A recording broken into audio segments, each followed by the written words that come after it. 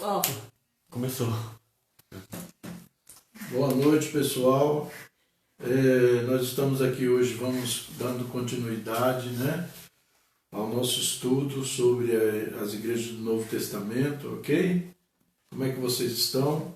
Nós vamos ler um texto da Palavra de Deus. Hoje nós iremos falar sobre a igreja em Betânia, ok? Nós estamos estudando o material, uma revista, de estudo bíblico, e essa revista nós estamos falando sobre as igrejas do Novo Testamento, ok? E eu quero que você acompanhe, faça suas anotações e tire suas dúvidas, tá? Você pode me mandar sua mensagem para tirar suas dúvidas, ok? Vamos abrir nossa Bíblia e ler aqui no Evangelho segundo João, o capítulo 12, do versículos 1 ao 11. Jesus, ungido por Maria em Betânia. 6 dias antes da Páscoa, foi Jesus para Betânia, onde estava Lázaro, a quem ele ressuscitara dentre os mortos. Deram-lhe, pois, ali uma ceia. Marta servia, sendo Lázaro um dos que estavam com ele à mesa. Então Maria, tomando uma libra de bálsamo de nardo puro, muito precioso, ungiu os pés de Jesus e os enxugou com os seus cabelos, e encheu-se toda a casa com o perfume do bálsamo. Mas Judas Iscariotes, um dos seus discípulos, o que estava para traí-lo, disse: por que não se vendeu este perfume por 300 denários e não se deu aos pobres? Isso disse ele não porque tivesse cuidado dos pobres, mas porque era ladrão e, tendo a bolsa, tirava o que nela se lançava. Jesus, entretanto, disse: deixa que ela guarde isto para o dia em que me embalsamarem, porque os pobres sempre os tendes convosco, mas a mim nem sempre me tendes. Amém? Então nós vamos orar, pedindo que a bênção do Senhor sobre nossas vidas e sobre a palavra. Pai, eu quero agradecer a Ti nesta noite, por mais uma vez estar aqui reunido nesta live, Senhor, ministrando a Tua palavra. Eu peço que o Senhor, neste momento, através do Teu Espírito Santo, venha nos trazer discernimento, venha dando sabedoria a cada um de nós, para que nós possamos compreender a Tua palavra. Em nome do Teu Filho, Senhor Jesus Cristo, eu te peço e agradeço a Ti, Senhor. Abençoa cada um daqueles que estão nos ouvindo. Que o Espírito Santo venha fortalecendo, venha alimentando com a palavra do Senhor a cada um, Pai. Em nome de Jesus. Amém. Amém. Bem, amados, nós sabemos que a igreja dos primórdios, ela se reunia nos lares, reunia nas casas, os irmãos reuniam-se em casas. O cristianismo era considerado uma seita pelo império, os líderes, eles criticavam e diziam que ali era uma nova seita. Eles diziam: esses são hoje do caminho, os seguidores do Nazareno, alguma coisa assim, eles referiam-se. No ano de 64, ano Domini, o imperador Nero declarou que os cristãos não podiam edificar igrejas ou outros lugares públicos de reunião. Então, como era proibido haver templos, haver igreja, haver um local para que eles se reunissem, os irmãos se reuniram nas casas. O que parecia ser algo ruim transformou-se em uma grande bênção para a expansão da igreja.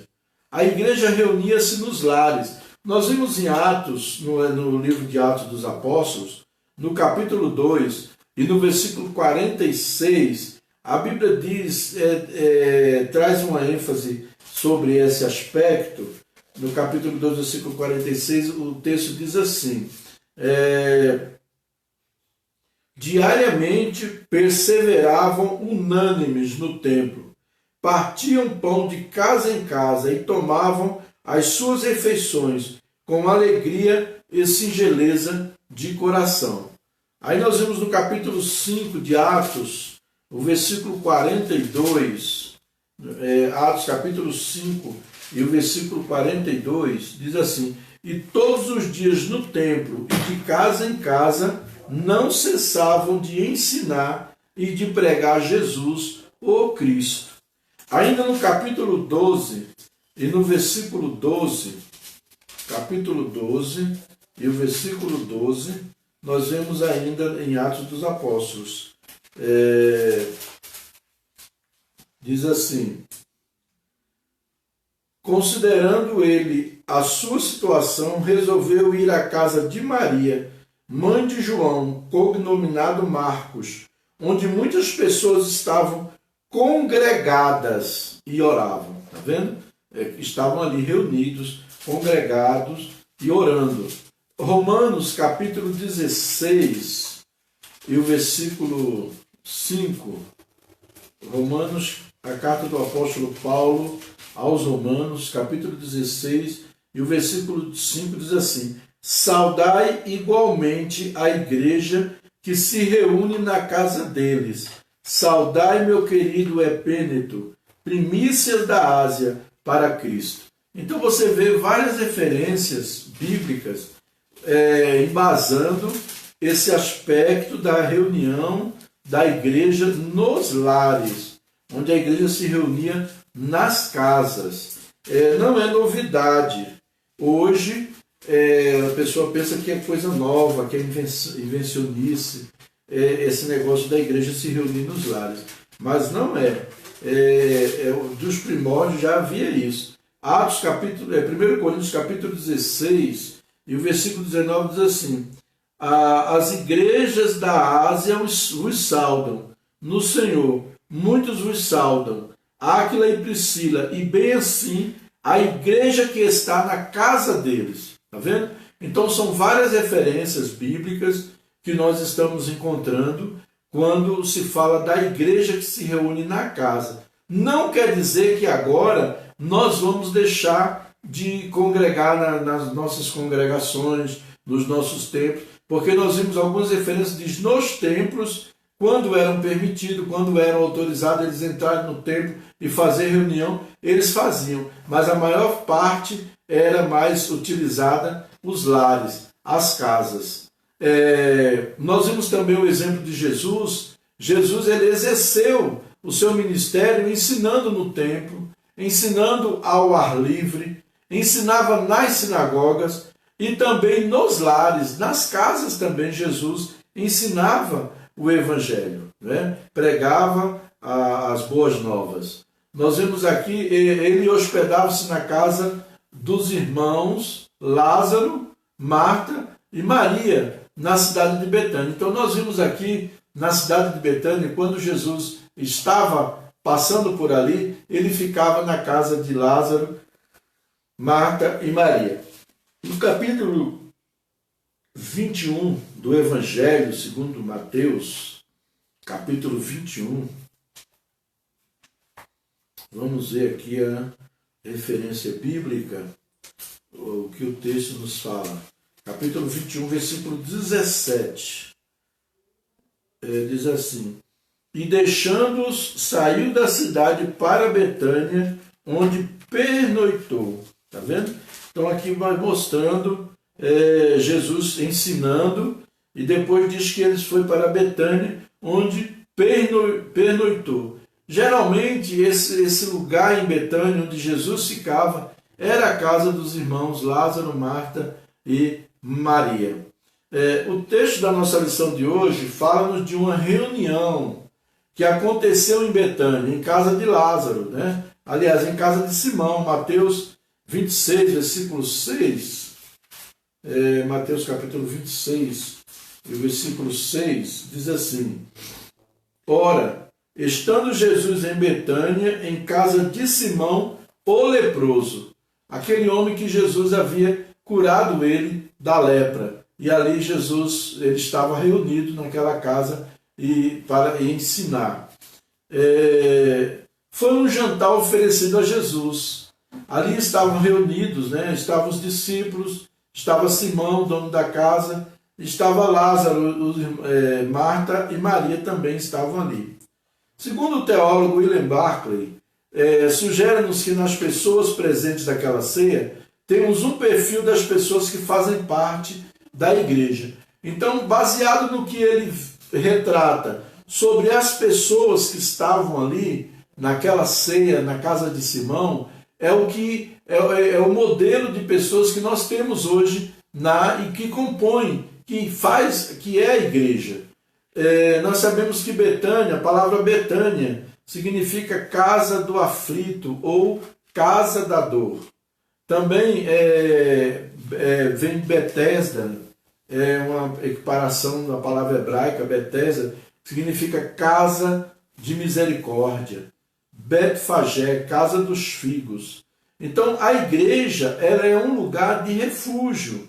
Jesus, né, em meio à perseguição, ele foi acolhido e foi honrado em Betânia. No capítulo 12 de João, conforme nós vimos, Jesus ele foi acolhido ali. Enquanto os líderes religiosos estavam perseguindo Jesus, estavam querendo ver o mal, querendo ver a destruição de Jesus, nós vimos ali em Betânia Jesus sendo acolhido, Jesus sendo honrado, ele foi convidado, foi feito um jantar para ele ali, para estar junto com as pessoas naquele lugar. No versículo 2 diz assim: deram-lhe, pois, ali uma ceia, Marta servia, sendo Lázaro um dos que estavam com ele à mesa. Amém? Então nós vamos ver aqui a igreja e vamos dizer os tipos que compõem a igreja. Amém? Conforme nós vimos ali em Betânia, havia os tipos hoje que nós temos que compõem a igreja. Em primeiro lugar, a igreja é uma comunidade das pessoas que foram escolhidas em Cristo, que são os discípulos. Os discípulos foram escolhidos. João capítulo 8, versículo 34, Jesus diz: quem quiser vir após mim, negue-se a si mesmo, tome sua cruz e siga-me. Em João capítulo 15, versículo 16, Jesus disse: não foi vocês que me escolheram, mas eu que escolhi vocês, e vos nomeei para que vão e deis frutos. Então, a igreja, ela não é um lugar de voluntários, ela é um lugar de discípulos. As pessoas que compõem a igreja, nenhuma que estão ali é voluntária.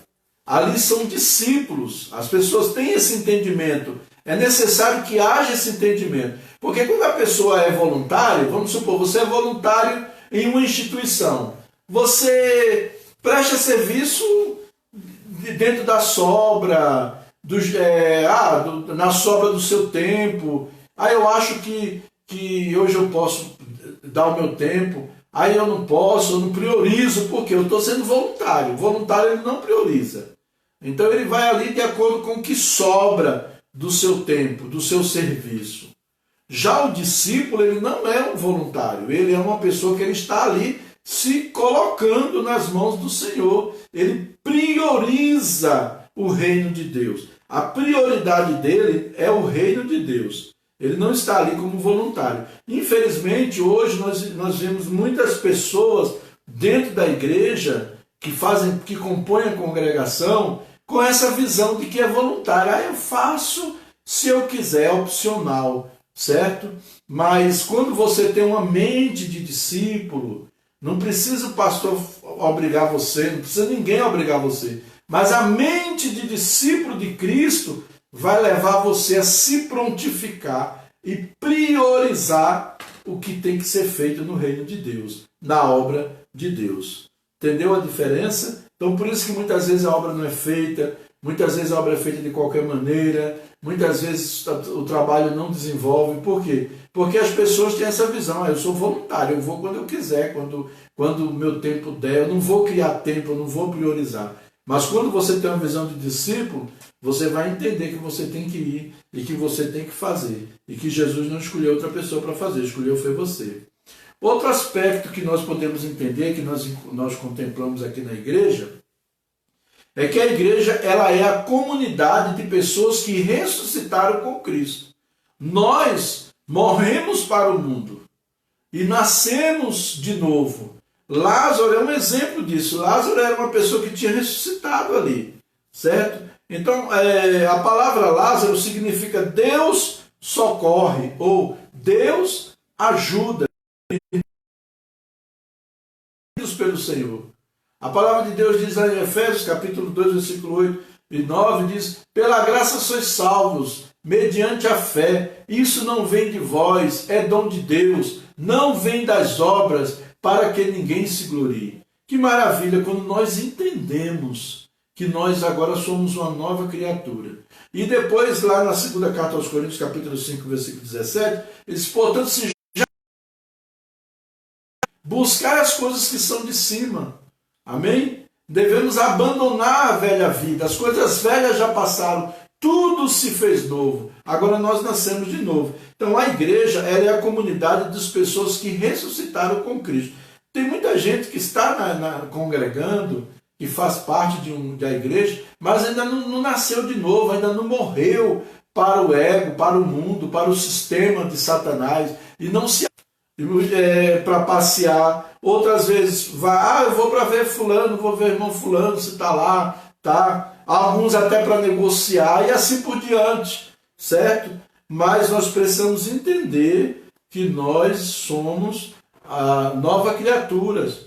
Todo pecador sem Jesus está morto espiritualmente, nos seus delitos e pecados. Deus é o sujeito ou o autor da vivificação espiritual. É Deus que nos vivifica, é o Espírito que traz para Deus. A vida espiritual é um dom de Deus para um pecador impotente. Nós não tínhamos condições nenhuma de buscarmos a Deus, mas o Espírito Santo fez essa obra da vivificação em nossas vidas. O terceiro ponto que nós podemos ver é que a igreja é a comunidade dos santificados por Cristo. Por exemplo, ali estava Simão, que havia sido leproso, mas agora não era mais. Cristo limpou ele da lepra. Então, da mesma forma, somos nós. Nós vivemos nas nossas imundícias, no nosso pecado. Hoje, através do poder do Espírito Santo, através do sacrifício de Jesus na cruz do Calvário, do sangue de Jesus que foi derramado na cruz por mim e por você, nós fomos salvos. Nós agora somos santificados. Nós agora fomos chamados para vivermos em novidade de vida. Que maravilha! Então nós precisamos entender isso. Outro aspecto, a igreja é a comunidade de servos de Cristo. Nós somos servos. Paulo, na carta aos Romanos, ele diz: eu, Paulo, servo de Jesus Cristo. A palavra servo significa escravo. Escravo não tem direito não pode direito de reivindicar. Escravo recebe o que o senhor dá e faz o que o seu senhor manda. Essa é a função do escravo. Mas também a igreja do século XXI perdeu esse sentido de escravo. Hoje, infelizmente, muitas pessoas acham que Deus que é o servo, que Jesus é que é o servo, que Jesus é que tem que fazer. Eu já vi pessoas, pregadores, pregando, se Deus não fizer isso por você, eu vou rasgar a Bíblia. Quem sou eu para fazer isso? Quem sou eu para falar isso? Deus não está, Deus não tem que se submeter à minha vontade. Eu que tenho que submeter a minha vontade a Deus. O meu espírito, deixar ser vivificado por Cristo e deixar com que Ele trabalhe em mim, com que Ele realize a sua vontade, o seu querer na minha vida. Amém? Em nome de Jesus. Depois, nós vemos também que a igreja é o lugar onde o joio é semeado. O joio está ali, nasce junto, né? No capítulo 12 de João, E o versículo 6 diz assim: isto disse ele, não porque tivesse cuidado dos pobres, mas porque era ladrão e, tendo a bolsa, tirava o que nela se lançava. Então estava lá, Judas estava ali. E Jesus não expôs ele, Jesus não rejeitou ele, Jesus chamou ele de amigo. Quando Judas foi entregar Jesus, foi com os homens para mostrar quem era Jesus, para eles diferenciar quem era Jesus. Jesus disse: amigo, aqui vieste. Então ele chamou ele de amigo. E não foi chamar de amigo hipocritamente, como muita gente chama de amigo, amado, querendo bajular a pessoa. De forma alguma, Jesus nunca precisou disso, de estar bajulando ninguém. Mas Jesus ele foi muito franco, ele considerava Judas amigo. Agora ele tinha aquela fraqueza dele. Amém? Então, muitas vezes, a pessoa está ali. Uma vez eu ouvi uma pessoa dizer uma frase que eu achei interessante. A pessoa dizendo assim: aquilo é um pastor ladrão. Aquilo é um pastor ladrão, com um determinado pastor. Aí uma pessoa falou assim: olha, não existe pastor ladrão. Não existe. Não existe pastor ladrão. O que existe é ladrão dizendo que é pastor. Aí é diferente. Entendeu? Então, essa é a diferença ali. Então, não existe pastor ladrão. Existe ladrão dizendo que é pastor. Infelizmente, tem. Judas estava ali no meio dos discípulos. Ele roubava o que entrava ali. Jesus sabia. E Jesus, de maneira alguma, expôs ele, expulsou ele. Não, Jesus deu a oportunidade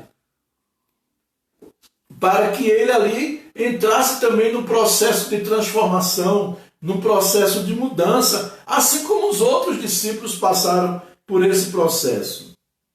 Outro aspecto: a igreja é a comunidade dos que amam a Cristo. Amar Jesus. Você ama Jesus? Tem pessoas que às vezes estão na igreja, estão congregando, aí a gente está louvando, ela está tão assim, parece que ela não está entendendo nada. Está ouvindo a mensagem, parece que ela não está entendendo nada. Ela não tem aquele amor. Ela às vezes está vindo porque está querendo resolver um problema, ou para não ficar em casa. Eu quero dizer para você, é necessário buscar no seu coração esse amor por Cristo.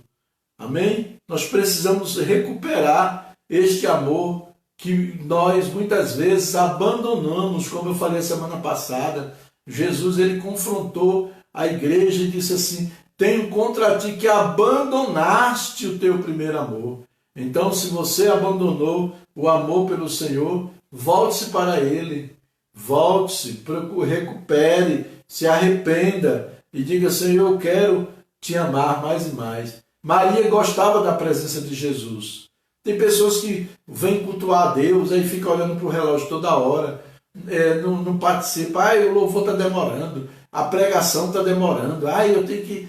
Entendeu? Porque não tem prazer nas coisas de Deus.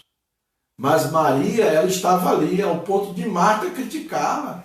Marta chegou e disse: Senhor, pede que Maria me ajude, né? E Jesus disse para Marta: Marta, Marta, Maria escolheu a melhor parte. Qual é a melhor parte? Ficar aos pés do Mestre. Você tem ficado aos pés do Mestre? Esses dias de confinamento, o que você tem feito? Você tem ficado aos pés do Mestre?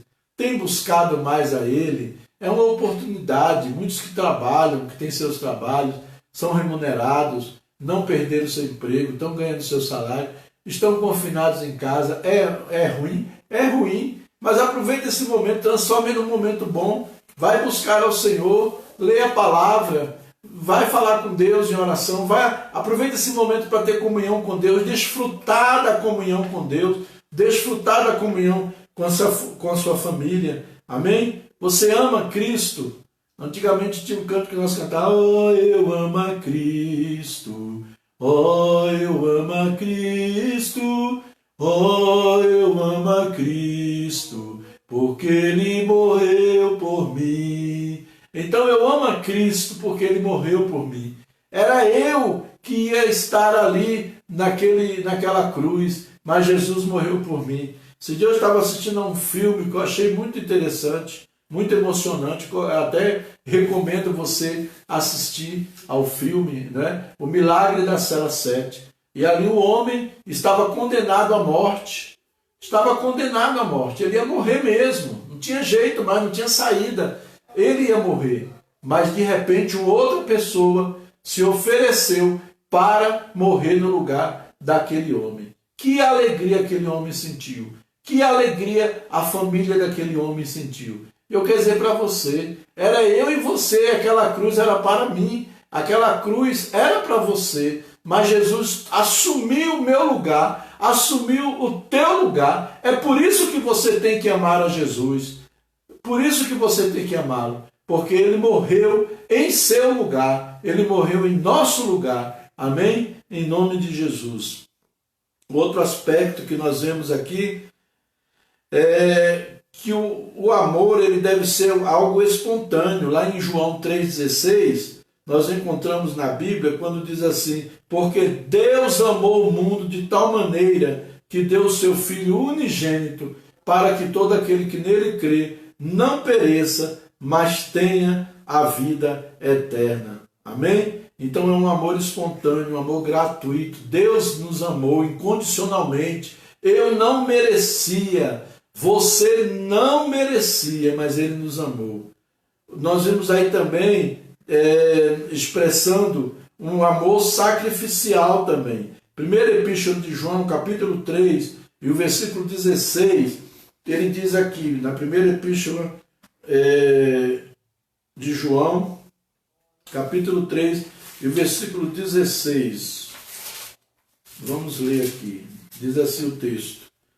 Nisto conhecemos o amor que Cristo deu a sua vida por nós e devemos dar a nossa vida pelos irmãos. É o quê? Isso é um amor sacrificial. Versículo 17. Ora, aquele que possui recurso deste mundo e via seu irmão padecer necessidade e fechar-lhe o seu coração, como pode permanecer nele o amor de Deus? Filhinhos, não amemos de palavra nem de língua, mas de fato e de verdade. Amém? Então a igreja é uma comunidade de amor dos que amam a Cristo, dos que amam o seu próximo. É uma comunidade de amor verdadeiro. Amém? E como nós vimos na Bíblia, o amor faz história, né? Até hoje a Bíblia é o quê? Foi escrita para quê? Para contar uma eterna história de amor. Que Deus ama você. 66 livros nós temos aqui, simplesmente para dar uma mensagem para o homem, dizendo assim, Deus dizendo, eu amo você. Eu amo você. Então, amados, como nós vimos aqui, a igreja, nós somos uma comunidade de amor.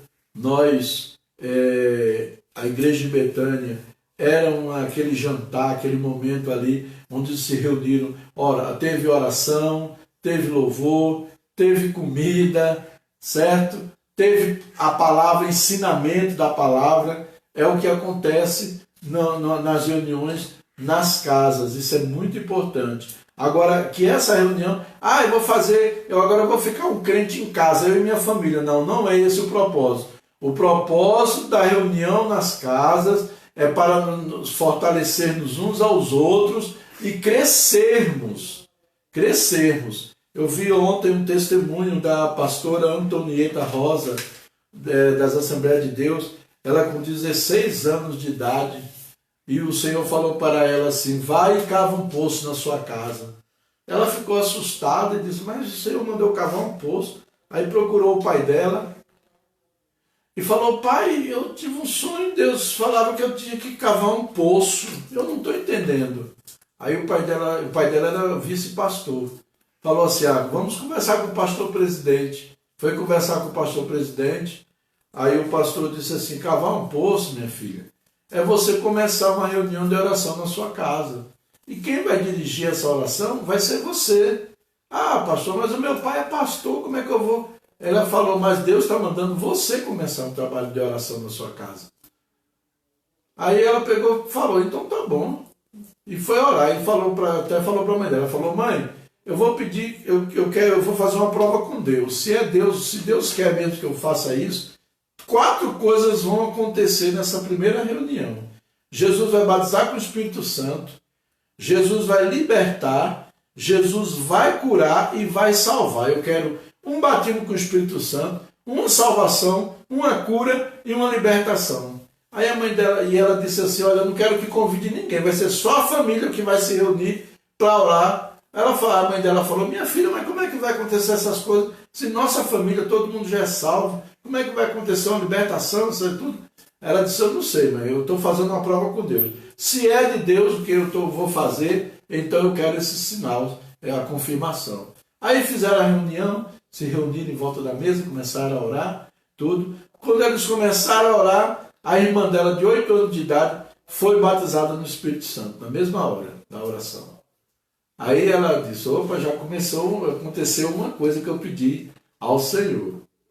Depois, eles estavam ali orando, tá, e já iam quase terminando, né, a reunião. Aí alguém bateu na porta. Aí a vizinha chegou e disse para a mãe dela assim, olha, dona fulana, eu queria que a senhora deixasse uma das suas filhas ir comigo ao hospital, que minha filha está passando mal, está com muita febre. Eu queria que a senhora, se a senhora podia deixar uma das suas filhas ir comigo ao hospital. Aí a mãe dela falou assim, não, tudo bem, eu vou deixar, mas a senhora, antes de ir, entre, vamos fazer uma oração? Aí a mulher entrou. Quando a mulher entrou com a menina, né, a menina com febre, entrou na casa, aí eles foram orar. Quando foram orar, aí a mulher caiu lá endemoniada, eles expulsaram o demônio, a menina foi curada da febre e aceitou Jesus como Salvador, a mãe e a filha, né? Aceitaram Jesus como Salvador. Então ela disse, olha, eu pedi salvação, cura, libertação e batismo com o Espírito Santo. E Deus fez as 4 coisas na vida dela. E ali começou um trabalho de oração muito grande, muita gente frequentando ali, enchendo de pessoas ali, porque Deus é assim, ele quando manda fazer essas reuniões nas casas, é com esse propósito. É como um local para ganhar vidas, para atrair pessoas, para ministrar, para ensinar o Evangelho às pessoas. Amém? Em nome de Jesus. E que nós possamos olhar para esse modelo bíblico. É o modelo bíblico, não precisa a gente estar inventando modelo, inventar nome, e nomenclaturas, e colocar, esse é o pai dessa visão. O pai da visão está aqui na Bíblia, a Bíblia está dizendo. A igreja se reunia nas casas, o Espírito Santo que dirigia os irmãos a fazerem aquilo, e até hoje o Espírito Santo continua fazendo isso. É só a igreja abrir o coração e deixar Deus agir. Amém? Em nome de Jesus. Eu quero orar com você, agradecendo a Deus, que Deus abençoe sua vida. E como eu já falei, qualquer pergunta você pode mandar, que nós vamos estar respondendo, ok? Eu quero orar por você agora, em nome de Jesus.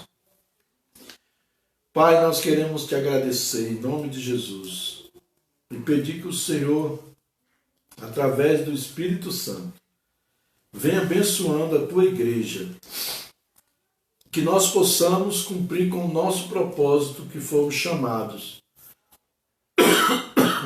que nós possamos entender, Senhor, que a igreja não é paredes, a igreja não é um templo, a igreja somos nós, pessoas, que fomos chamados para nos multiplicar, mas também que nós possamos entender que precisamos congregar, estar juntos, sendo edificados, fortalecidos pelo Senhor, alimentados na palavra e orando uns pelos outros. Eu peço nesta noite que o Senhor vá ao encontro dessa pessoa que nos ouve, desse irmão, dessa irmã, dessa pessoa que está ouvindo esta mensagem nesta noite, que através do Espírito Santo o Senhor fale com eles, Pai. O Senhor fale com cada um de nós e nos desperte. Use-nos como instrumento em Tuas mãos e que o Teu nome venha ser glorificado. Eu te peço, Senhor, as pessoas que estão nos ouvindo, se tiver alguém enfermo, que o Senhor vá curando. Se tiver alguém desempregado, que o Senhor abra a porta. Se tiver qualquer uma necessidade, uma dificuldade, que o Senhor entre nessa necessidade desta pessoa e dê a ela vitória, Pai. É o que eu te peço neste momento. E agradeço a Ti, meu Pai, no nome do Teu Filho Jesus Cristo. Eu te peço e te agradeço. Amém. Amém. Deus abençoe a todos. Até domingo do nosso culto. Em nome de Jesus.